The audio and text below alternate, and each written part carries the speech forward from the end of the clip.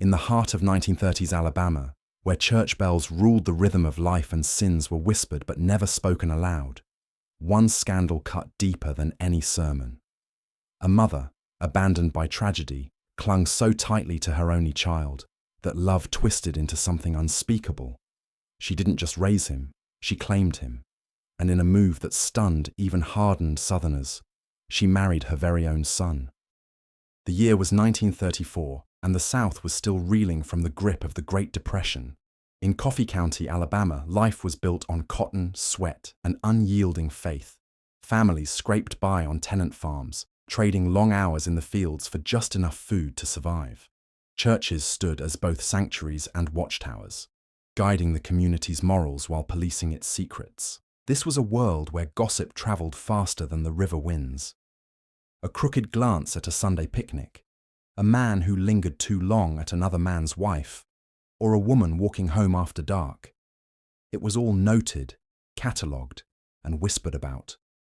Yet sometimes, in the cracks between survival and silence, secrets grew larger than the community dared to confront. It was here, in a weathered wooden farmhouse surrounded by acres of exhausted soil, that Evelyn Harper lived. She was a woman of 38, worn beyond her years, her skin browned from the sun and her back bent from labor. She lived with her only child, Charles Harper, a tall but quiet young man barely 18. On the surface, theirs was an ordinary home, a widow and her boy, working side by side to keep the land alive. But neighbors began to notice things that unsettled them. Charles never courted the local girls. He avoided the laughter of barn dances, the stolen glances by creek sides. Instead, his every step, every word, every glance seemed tethered to his mother. Evelyn, too, seemed more possessive than a parent should be. She touched his arm too long, leaned into him when she spoke, and watched him with eyes that looked less maternal and more covetous. At first, it was dismissed as grief. After all, Evelyn had lost her husband young, left to raise Charles alone in a world where widows were often treated as burdens. Her devotion to her son seemed tragic, but understandable. Yet as whispers passed between pews and porches, people grew uneasy. Something isn't right in that house, they'd say. And they weren't wrong. Because soon, Evelyn and Charles would do something that no one, not even the most cynical gossip, could have imagined. Something so unthinkable that it would etch their names in local infamy. But before we get to that day in 1934, we must understand how desperation, grief, and silence can warp love into obsession.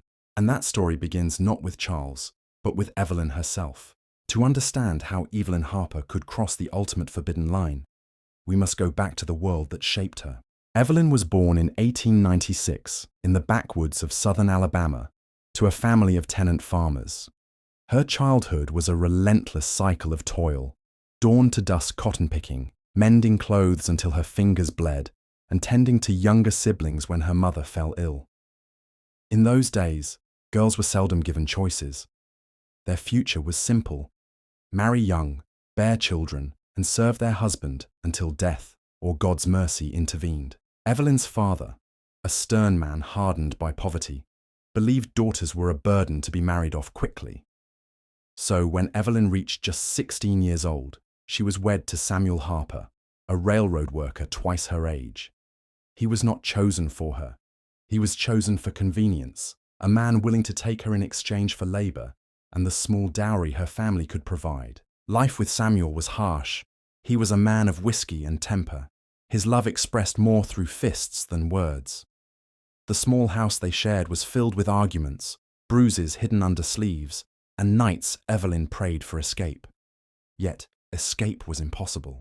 Divorce was a shame worse than death, and a woman's place was beside her husband, no matter the cost.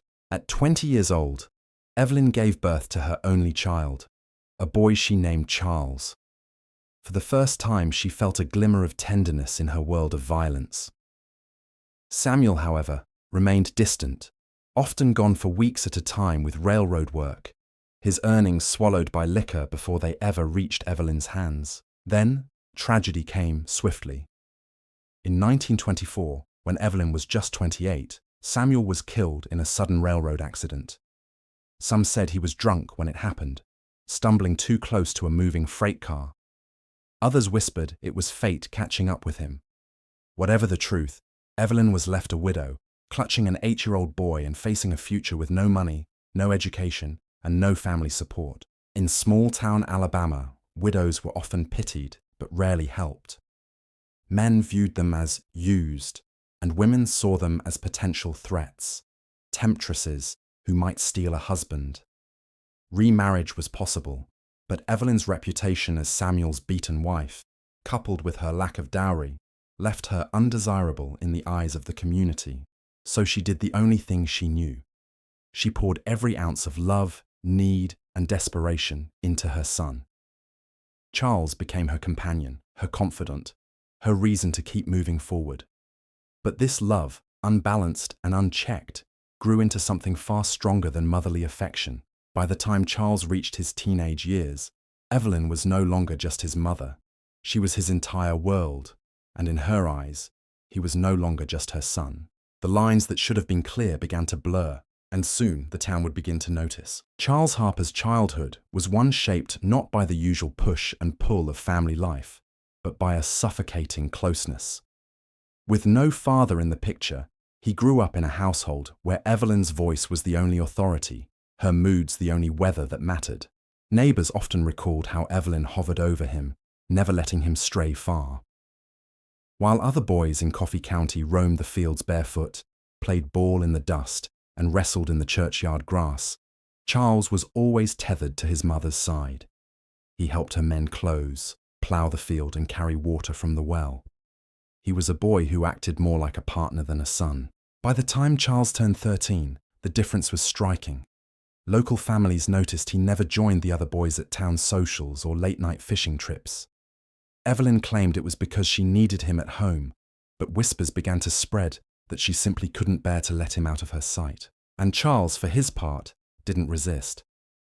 In a world where men were expected to carve their independence early, he remained curiously obedient. He never sneaked off to chase girls, never rebelled against her strict control. Some say it was loyalty born of gratitude. She had sacrificed everything to raise him. Others say it was fear, the quiet conditioning of a child who had been taught that his mother's needs came before his own. As Charles grew older, the relationship between mother and son took on an even stranger edge. Evelyn spoke to him in ways that sounded less maternal and more intimate. She would praise his broadening shoulders, his strong hands, his resemblance to his late father, but with a softness that made neighbors uncomfortable. At church, she sat too close. At the market, she clung to his arm as though she were the young bride and he the husband. By 17, Charles had grown into a tall, capable young man. Girls in town began to notice him, his quiet demeanor, his strong frame. But he never pursued them. When a neighbor's daughter slipped him a folded note after Sunday service, Evelyn was the one who found it, tearing it to shreds before he could even read the words. "You don't need anyone else," she told him, and he seemed to believe her. The townsfolk whispered, but no one dared confront the pair. This was, after all, a God-fearing community where family matters were often kept private, no matter how troubling. Yet the more the Harpers pulled inward, the darker the rumors grew. People began to speak in hushed tones, their voices trembling with both disgust and fascination. Something was happening in that farmhouse, something unnatural. And in 1934, the proof of those whispers would be stamped forever in county records. By the early 1930s, the whispers surrounding Evelyn and Charles Harper were no longer faint background noise. They were the soundtrack of Coffee County. The church pews buzzed with speculation, the general store murmured with half-said sentences, and neighbors kept a watchful eye every time mother and son appeared together. The suspicions grew sharper because of what was missing. Charles, now 18, showed no interest in courtship. While his peers were marrying young and starting families, he lingered in his mother's shadow. The girls of Coffee County, some bold, some bashful, had quietly tried to gain his attention. But it was as if an invisible barrier surrounded him, a wall built not of shyness but of loyalty to Evelyn. And Evelyn encouraged this. She spoke proudly of Charles as though he were not just her son, but her chosen partner. She introduced him to neighbours with phrases like, "He takes such good care of me," her tone carrying the weight of a wife praising her husband, rather than a mother acknowledging her boy. Her eyes lingered too long, her touches too familiar. The community was unsettled, but no one dared intervene. In the South of the 1930s, people understood that family matters were sacred ground.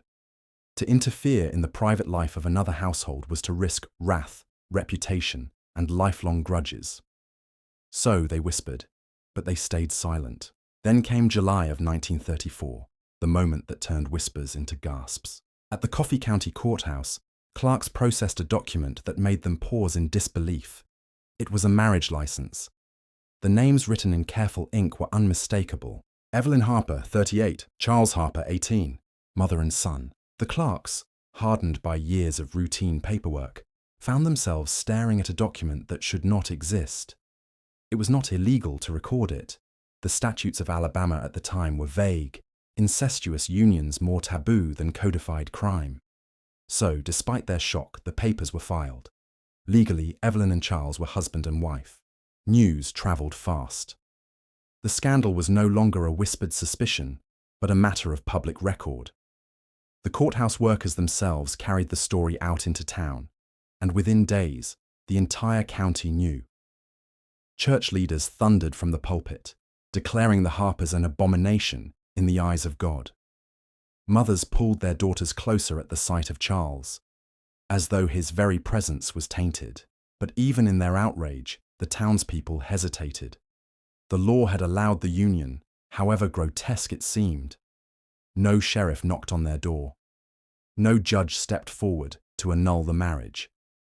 The Harpers remained in their farmhouse, legally bound, while the community turned its back in disgust.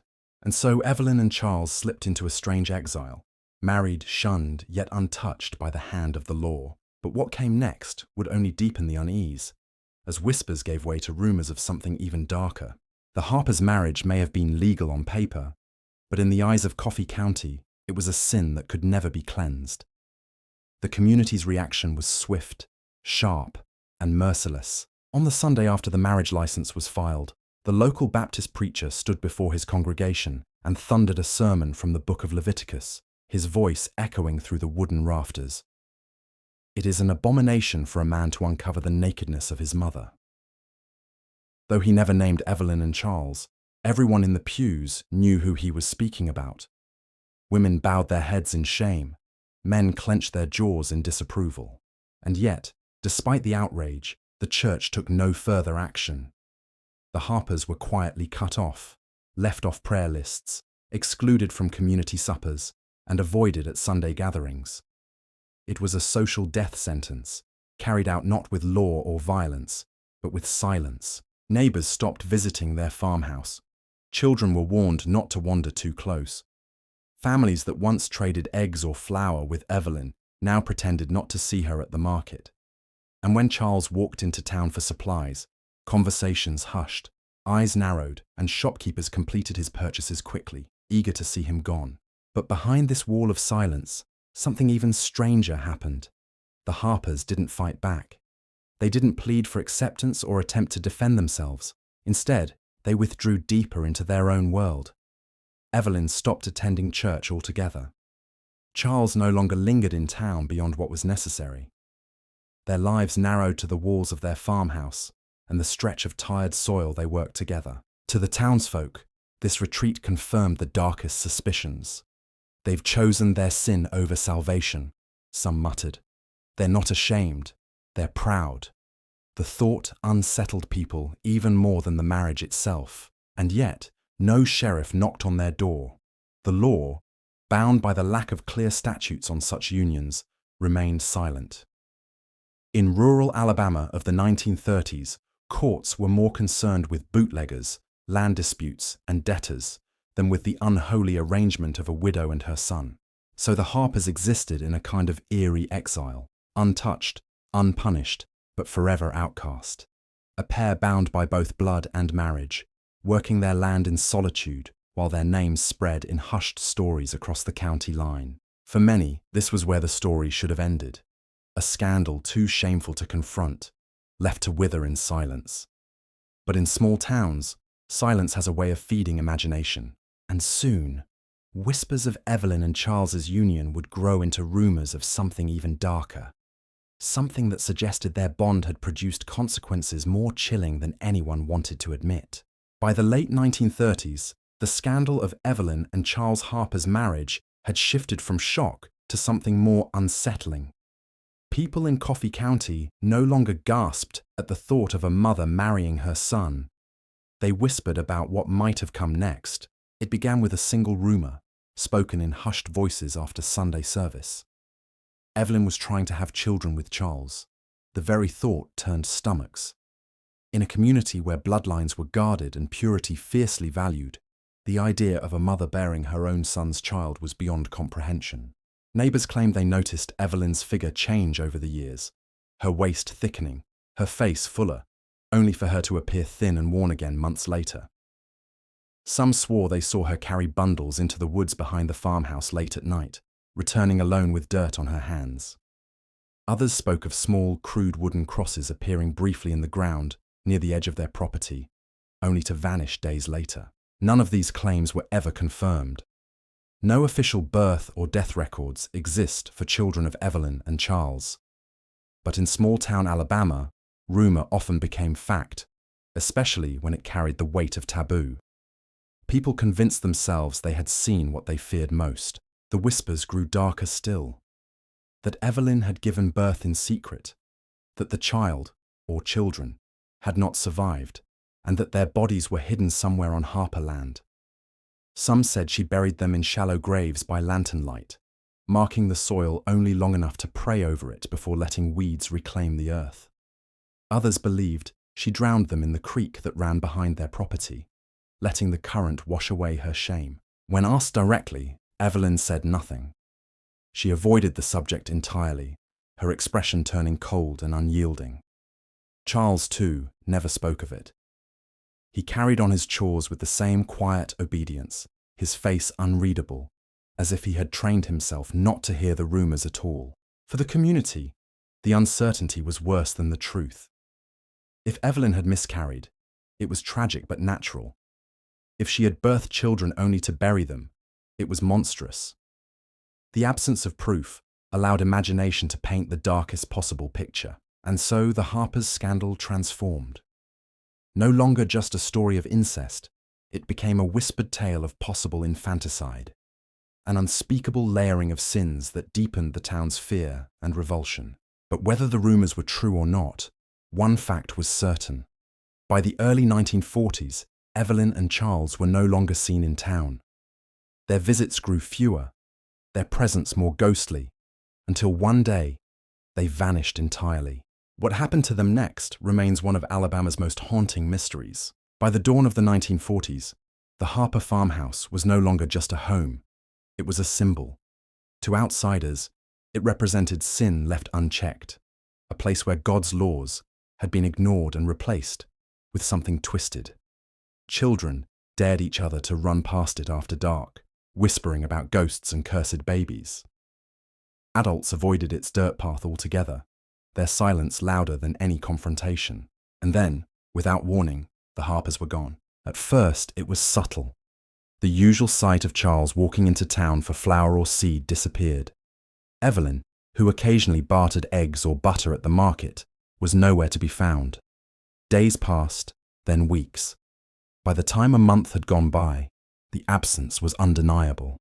The Harpers had vanished from Coffee County. The farmhouse stood eerily quiet.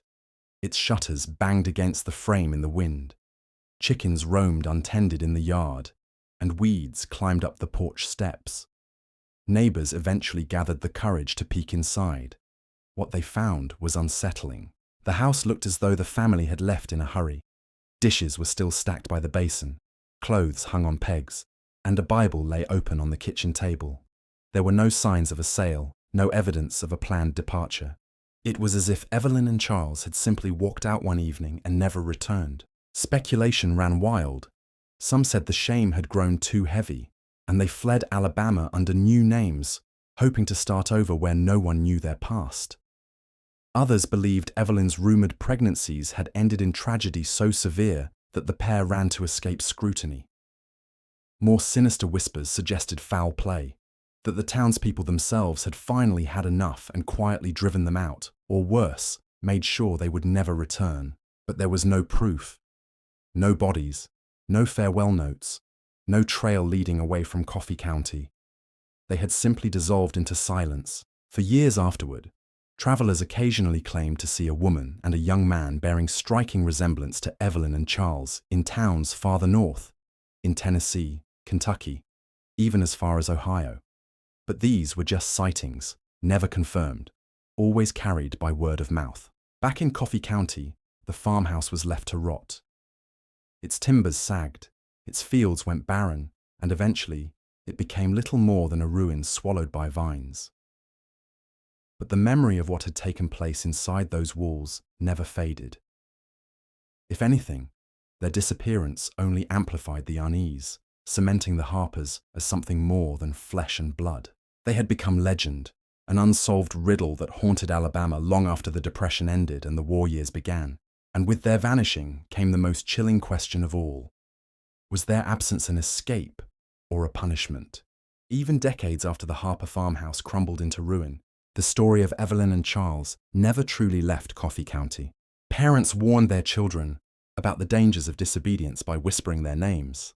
Preachers used their tale as a sermon's warning, pointing to what happened when God's laws were defied. Yet beneath the moral lessons and righteous outrage, a darker fascination lingered. People could not stop speaking of the mother who had once stood before a preacher, hand in hand with her own son, and called it love. Folklore began to wrap itself around the truth. Some claimed the land where the Harper home once stood was cursed. Farmers who tried to buy the acreage reported failing crops and restless nights filled with strange noises. Travelers told of hearing a woman's voice drifting across the fields at dusk, calling out a name, Charles. Others swore they had seen two figures wandering the tree line, holding hands, their outlines blurry as though they belonged to another time. No one ever confirmed what became of them. Did Evelyn and Charles start over under assumed names, raising children who never knew the truth of their parentage? Did they meet a violent end, buried in unmarked graves just outside the county line? Or did they, as some whispered, choose to disappear so completely that even history itself could not follow them? The lack of answers was what kept the story alive. It was not just the taboo of incest that made it unforgettable. It was the silence that followed, the way two people could live so defiantly in the face of scorn, only to dissolve like smoke. Their lives became a void filled by rumor, a cautionary tale stitched together by imagination.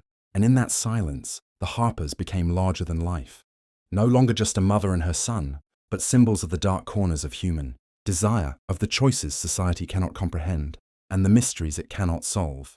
For some, their story was a stain on Alabama's history. For others, it was proof that certain sins echo longer than a lifetime. Today, nearly a century later, the Harper case still surfaces in hushed conversations and regional folklore, and whether they fled, perished, or continue to linger in the shadows of memory, one fact remains chillingly clear. Their story did not end with their disappearance. It lingers, half history, half ghost story, etched into the land like a scar. And perhaps that is the most unsettling legacy of all. Not that Evelyn married her son, or that they vanished without a trace, but that even now, long after the farmhouse rotted into the earth, the question still remains unanswered.